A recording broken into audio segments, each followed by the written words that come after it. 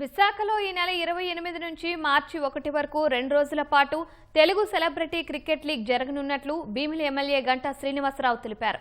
సీసీఎల్లో సినీ తారలు, ఎమ్మెల్యేలు, టీవీ ఆర్టిస్టులు, పరిశ్రమల రంగానికి చెందిన 7 టీంలు పాల్గొంటాయని ఆయన చెప్పారు. విశాఖ కొమ్మాదిలో త్వరలో ఇంటిగ్రేటెడ్ స్పోర్ట్స్ కాంప్లెక్స్ రాబోతుందని ఎమ్మెల్యే గంటా శ్రీనివాసరావు వెల్లడించారు. సినీ తారల క్రికెట్ లీగ్ను జయప్రదం చేయాలని కోరారు. అలాగే మార్చి 1 2 రోజుల పాటు విశాఖ నగరంలో క్రికెట్ అభిమానులందరూ కూడా ఒక పండగ వాతావరణంలో ఈ సెలబ్రిటీ క్రికెట్ లీగ్ జరగబోతా ఉంది. మొత్తం 7 టీములు, అటు ఫిల్మ్ స్టార్సు, టీవీ ఆర్టిస్టులు, బ్యూరోక్రాట్స్, వాళ్ళతో పాటు ఎమ్మెల్యేలు, ఇంకొక టీముగా ఇండస్ట్రియలిస్టులు, మొత్తం అందరూ కలిపి 7 టీములు.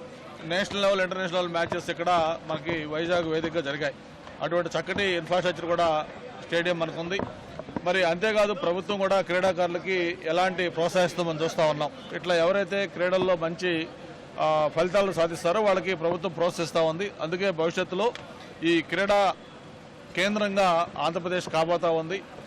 ఎలాగైతే హైదరాబాద్ గచ్చిబౌలిలో స్పోర్ట్స్ కాంప్లెక్స్ ఉందో అలాంటి ఒక ఇంటిగ్రేటెడ్ స్పోర్ట్స్ కాంప్లెక్స్ కూడా కొమ్మాదిలో త్వరలో రాబోతా ఉంది. దాంతోపాటు ప్రత్యేకించి ఈ డిజేబుల్డ్ పీపుల్కి సంబంధించి మొత్తం భారతదేశం మొత్తానికి 2 స్టేడియంస్ శాంక్షన్ అయినాయి.